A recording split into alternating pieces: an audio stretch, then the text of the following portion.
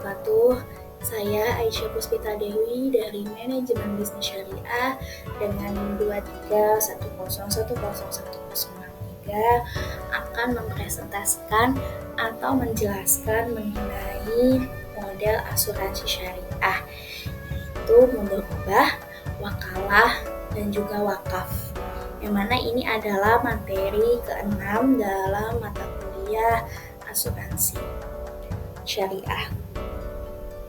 Nah, pokok pembahasannya ini yaitu ada mudharabah, wakalah, dan wakaf. Masuk ke pembahasan pertama yaitu mudharabah. Apa itu mudharabah? Mudharabah itu adalah kontrak bagi hasil antara peserta atau pemilik dana dengan perusahaan asuransi atau pengelola. Nah, keuntungan investasi ini dibagi berdasarkan rasio yang telah disepakati. Sedangkan kerugian itu ditanggung oleh peserta itu sendiri, kecuali kerugiannya itu diakibatkan oleh kelalaian perusahaan. Nah, prinsip-prinsipnya yang pertama yaitu tanggung jawab resiko. Ya, tanggung jawab resiko di mana tuh peserta menanggung resikonya. Nah, perusahaan itu hanya akan bertanggung jawab jika kerugian tersebut diakibatkan oleh kelalaian perusahaan.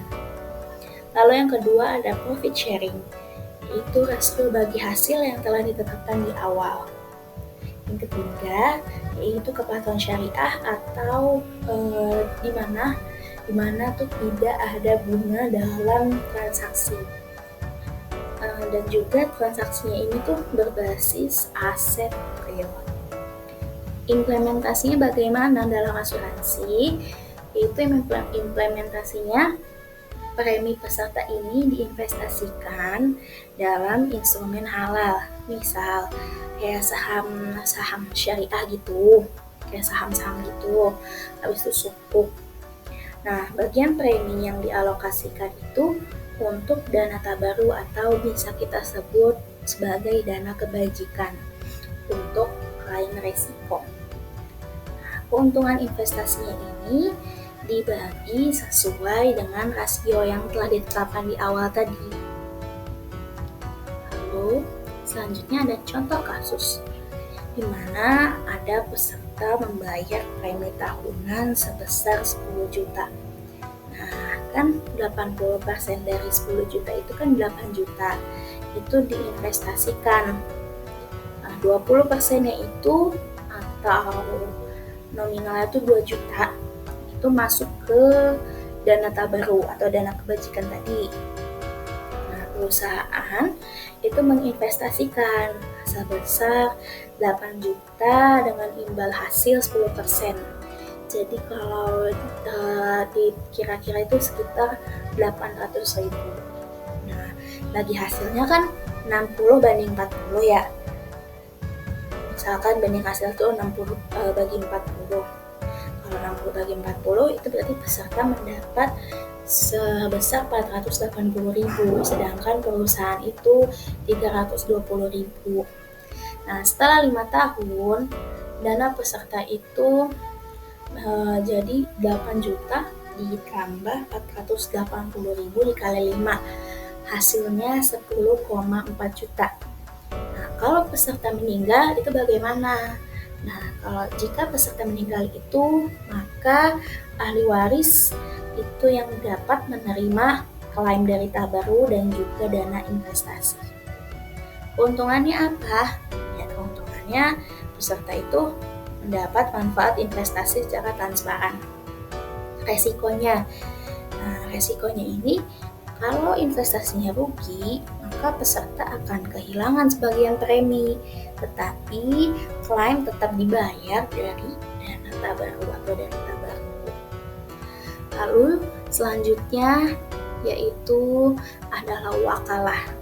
Wakalah ini adalah kontrak kehakiman di mana perusahaan bertindak sebagai wakil peserta untuk mengelola dana dengan imbalan fee atau ujroh dengan prinsip fee tetap, yaitu perusahaan menerima ujroh. Nah, yang kedua itu ada surplus. Surplus ini yaitu kelebihan dana setelah klaim dan cadangan dikembalikan kepada peserta. Hal yang terakhir ada transparansi. Jadi biaya administrasi dari awal tuh sudah benar-benar jelas. Nah, implementasinya dalam asuransi gimana? Itu preminya ini tuh dibagi menjadi unsur untuk perusahaan, lalu dana tabungan untuk klaim, investasi dalam instrumen syariah, dan juga surplusnya itu dibagikan sebagai dividen. Nah, contoh kasusnya yaitu premi peserta misal 5 juta per tahun. Nah, ujrohnya 15% nih, atau nominalnya jadi 750.000 itu untuk perusahaan. Nah, sisanya kan itu sebesar 4,25 juta itu untuk tabaruk dan juga untuk investasi. Nah, klaim tahunannya itu sebesar 3 juta. Nah, dari investasi ini tuh menghasilkan sekitar 500.000. Nah, surplusnya itu berarti 4,25 juta tadi, yang sisa tadi itu dikurang 3 juta yang klaim tahunan, ditambah 500.000 dari investasi. Nah, kalau di total itu sekitar 1,75 juta. Nah, surplusnya ini dibagikan ke peserta sebagai pengurangan premi tahun depan. Keuntungannya itu biaya administrasinya transparan, surplusnya itu juga sangat menguntungkan peserta. Resikonya apa? Resikonya yaitu perusahaan tidak berbagi resiko investasi, tetapi wajib mengelola dana yang diberikan dengan amanah.